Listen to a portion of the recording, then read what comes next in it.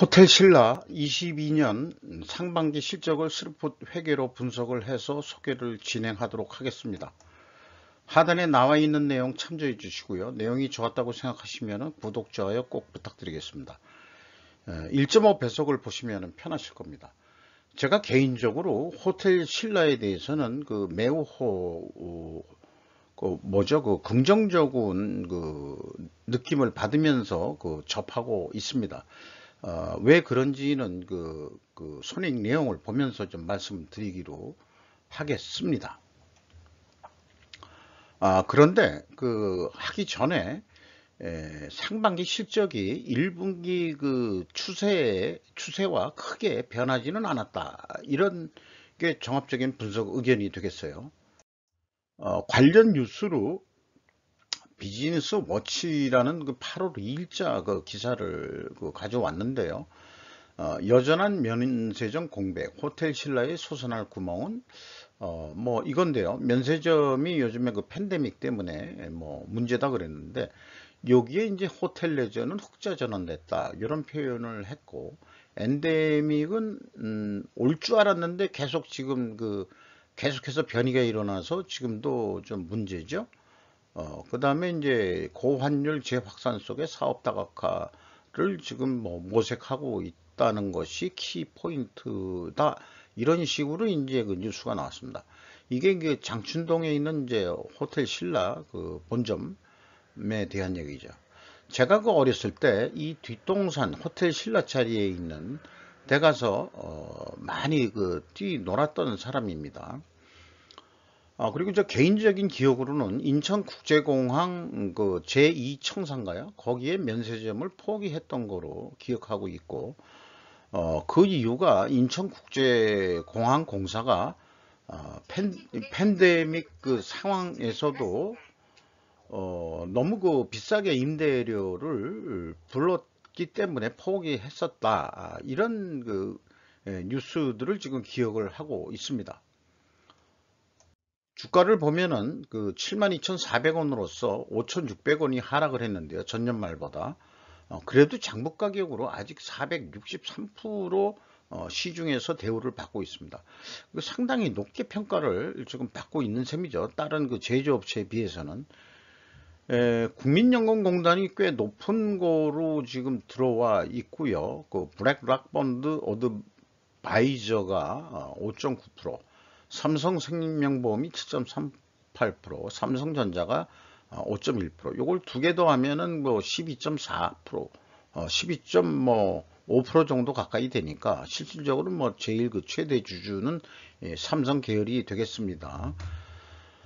그런데 외국인의 지분율이 더 높네요. 16.28%로 이렇게 지금 지분 구조가 되어 있습니다. 아마 외국인 지분율에는 요 블랙락 펀드가 포함된 거로 그렇게 해석이 됩니다. 스루프 손익 내용에서 위의 내용부터 먼저 읽어보겠습니다.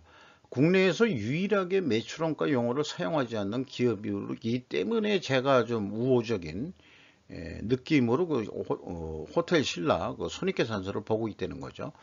물론 이제 업종 자체가 상품 유통업 성격이 9할 이상도 있겠지만 상품 매출원가를 재료비로 표현하는 것에 무한 우호감을 느낀다 라고 저는 개인적인 입장을 좀 말씀드리고요.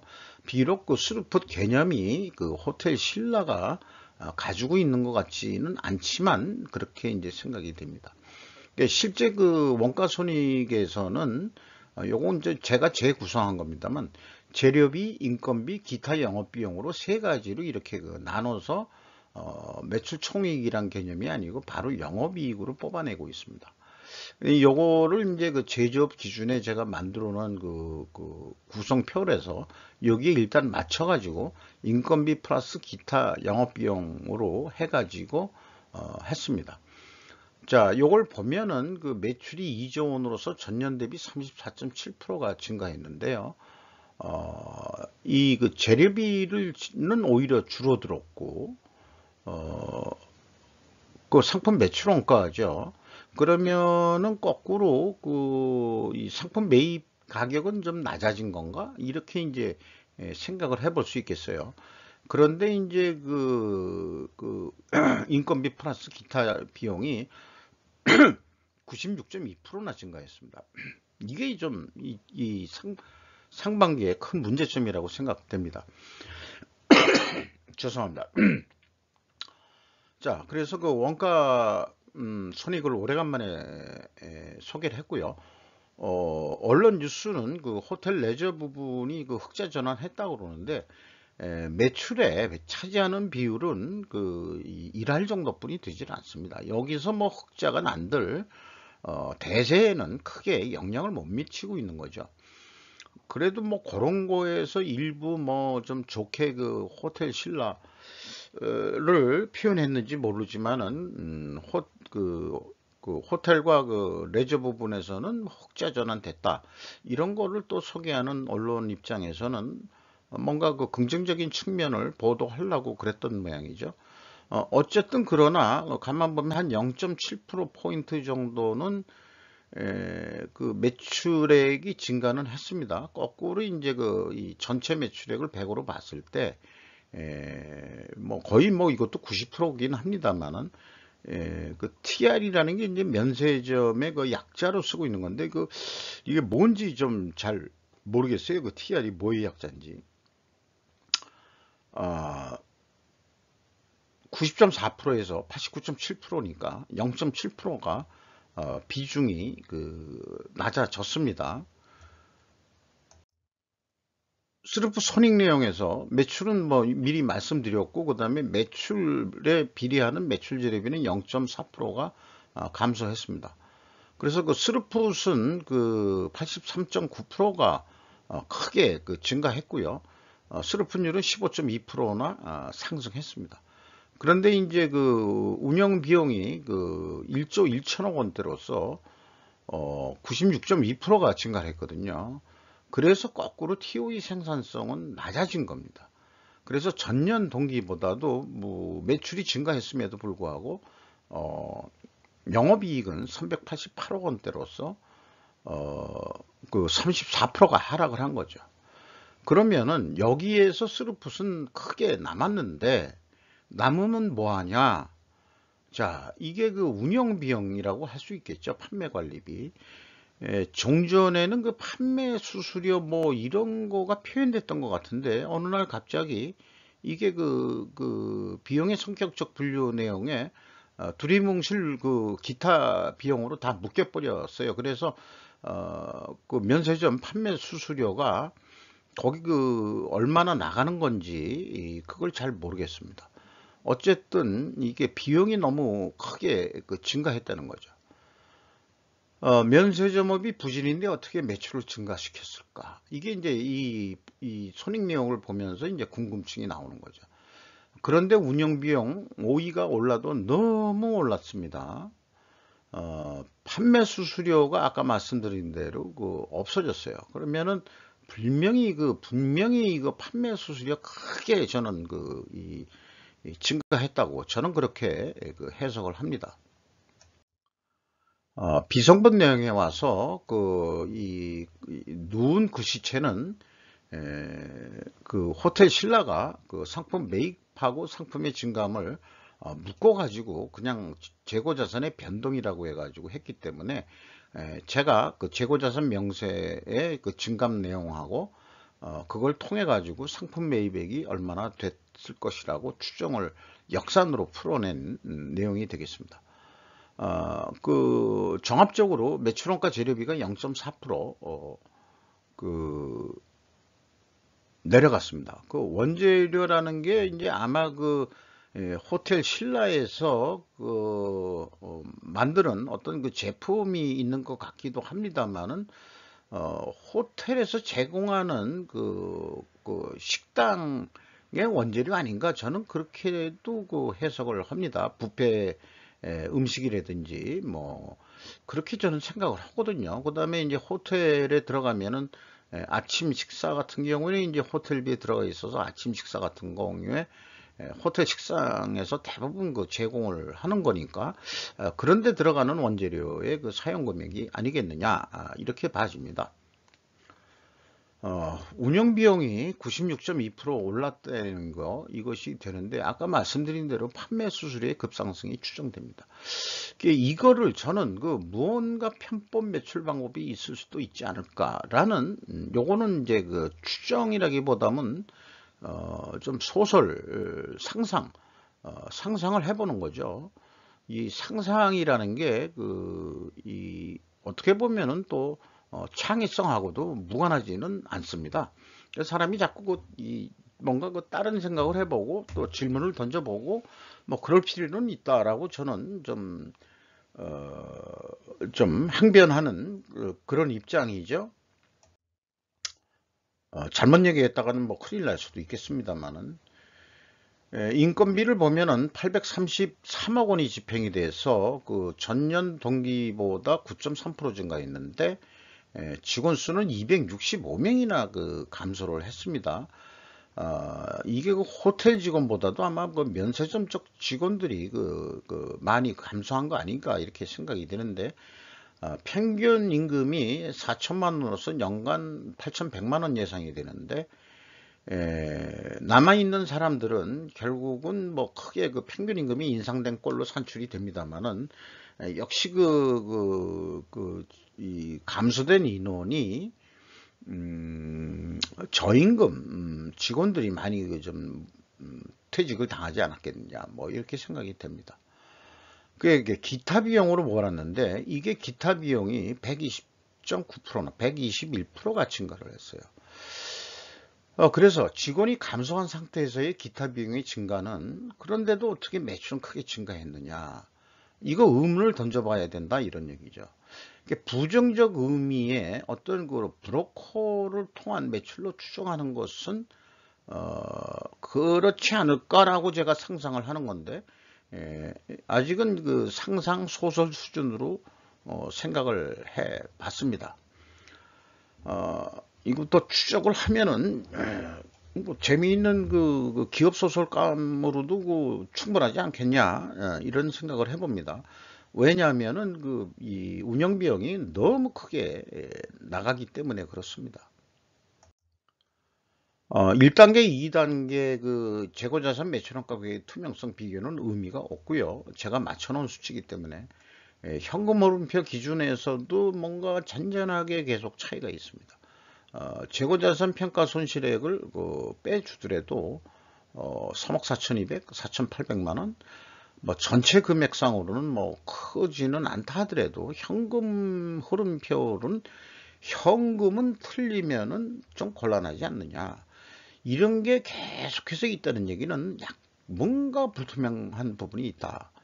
저는 그렇게 좀 판단이 됩니다. 경영평가 지표에서 뭐 WCA라고 했습니다만, 이거는 이제 상품 회전율을 보시면 되겠죠. 1.7회전입니다. 2회전에서 좀 떨어졌고요. 근데 이제 스루픈율은 크게 증가했다는 얘기죠. 이렇게 역방향이면은 이제 분식회계 개연성 가정을 하는데, 최근 올해 들어와서 올해 들어와서 더더욱 1분기, 2분기를 보면서 느끼는 게 뭐냐 그러면은, 상품 회전율은 하락하고 수르픈율은 크게 상승했는데, 역방향인 기업들이 매우 많이 나옵니다. 그래서 이제 역방향이면은 전에 분석 경험상 수립한 가정이 뭐냐 그러면은 분식회계 개연성이 있다라는 가정이었습니다. 그런데 그런 기업들이 너무 많이 나오는데, 이런 것들을 요즘에 이제 새롭게 제가 좀 옛날에 읽었던 책을 재인식을 해서 차용해서 쓰는 용어로 저는 인계치라고 표현하겠는데, 변동폭이 트레솔드, 인계치를 넘는 초인계치 변동은 성립하지가 않더라고요. 그래서 이 가정은 어떤 인계치 범위 내에서 변동이 있을 때 이제 분식회계 개연성 가정이 있다라고 말씀드릴 수 있겠어요. 그럼에도 불구하고 반증을 하려면 상품 매입 가격이 크게 상승을 했든지, 또는 판매 가격 상승해야 되는데, 기대 하는 것 같이 면세점의 품목도 너무 많고, 또 그래서 그런지 모르지만 그래도 어떻게 평균 단가는 좀 어떻게 뽑아가지고 좀 해볼 수 있지 않을까 그런 생각도 해봤습니다만 확인할 길은 없습니다. 매출채권 수금 속도는 대부분 그 면세점이나 이런 데서 그 신용카드로 결제를 하니까 수금 속도는 이제 빠른데, 이것도 좀 증가를 했습니다만은 이제 그 매입 채무 그 지급 속도도 좀 더 빨라졌습니다. 근데 이제 중요하게 생각하는 것은 이 갭의 그 차이, 그러니까 수금 속도 대비 매입 채무 대금 지급 속도가 어느 정도 따라가느냐 그러면은 0.47인데 0.53이다. 그러면은 뭐냐 그러면은 어, 작년 상반기에는 내가 1억 원을 수금을 했으면은 우선 4,700만 원만 줬다. 그런 얘기고요. 올해는 1억을 수금했는데 5,300만 원 줬다.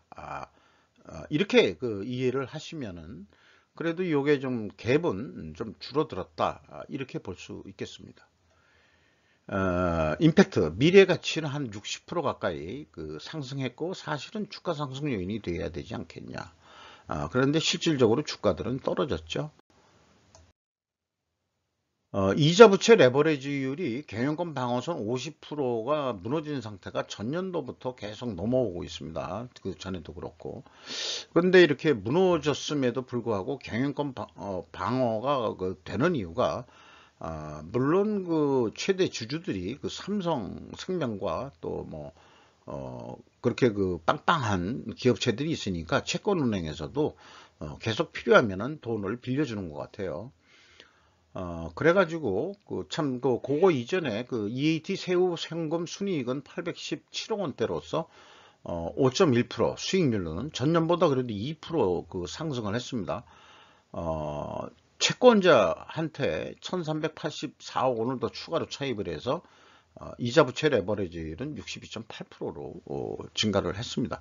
일반 제조업체라든지 이런 뒷배경이 없는 회사들은 이미 경영권을 뺏겨가지고 뭐 금호타이어나 뭐 이런 쌍용차처럼 누구한테 채권은행이 매각을 한다든지 그런 실력 행사가 들어오는 그런 상황이라고 볼 수 있겠습니다.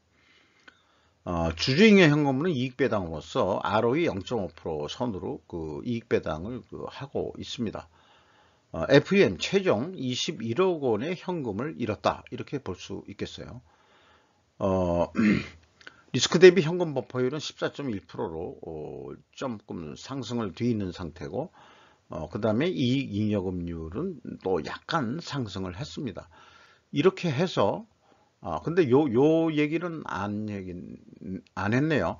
무슨 수로 빚을 갚아 나가야 할까? 참 이게 고민이에요. 결국 돈을 벌어야 그 다음에 그 차입금을 갚아 나갈 텐데 그 향후 면세업도 이제 중국과 손질할 때가 이미 됐다. 그러니까 이 중국 관광객이나 뭐 그런 것을 통해 가지고 판매하는 것은 이제 아예 접고 어떻게 해서든지 그 면세점업이 유지를 할 수 있겠느냐 하는 어떤 그 생존 전략이 나와야 된다 이렇게 생각이 됩니다. 이렇게 해서 그 연간 매출액을 예상해 보면은 한 4조 원 정도 하지 않겠냐. 그러면은 남는 돈이 한 500억 정도 남겠다. 이렇게 이제 원가 회계상으로는 얘기를 했고요. 재고의 증감은 없다고 그렇게 그 가정하에서 한 4조 원을 할 것이다. 그렇게 예측을 해봤습니다.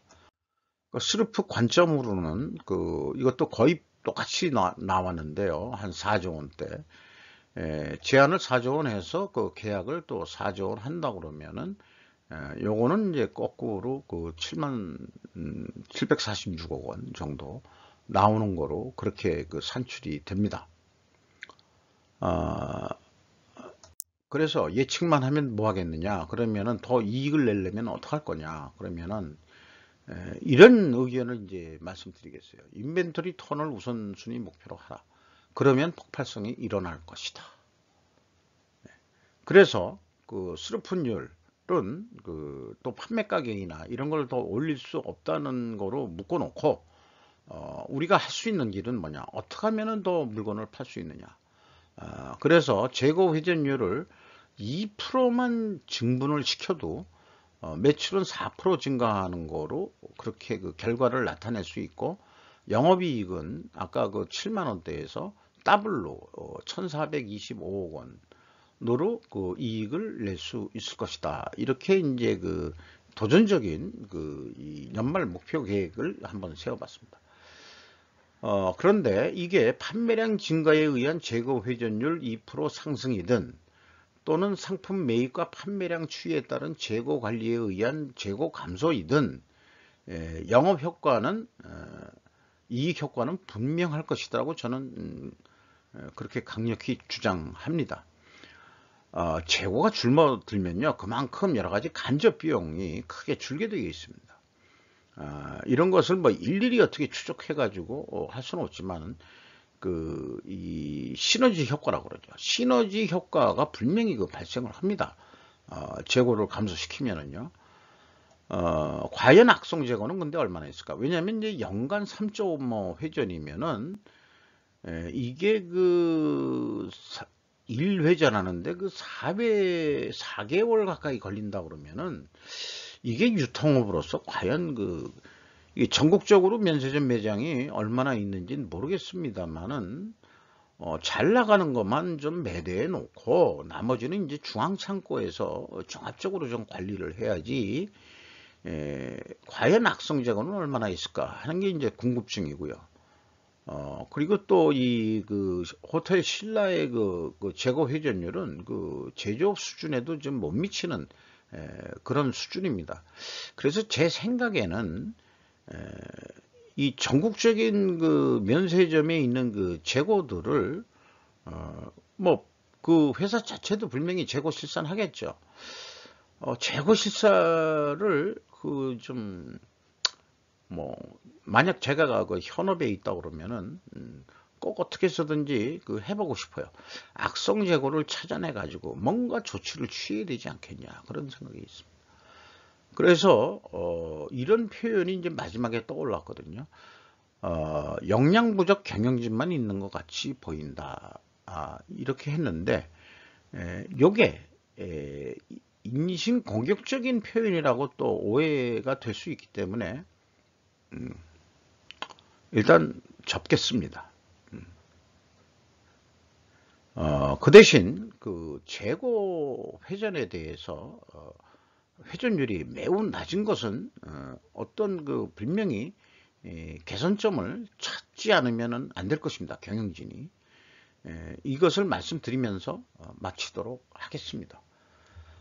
이상 호텔 신라에 대해서 상반기 분석 내용을 말씀드리고 재고 회전을 높여야 되는 것도 중요하지만은 악성 재고를 찾아내서 어떻게 해서든지 어떻게 처리해야 될 것이다 라는 것을 말씀드리면서 마치도록 하겠습니다.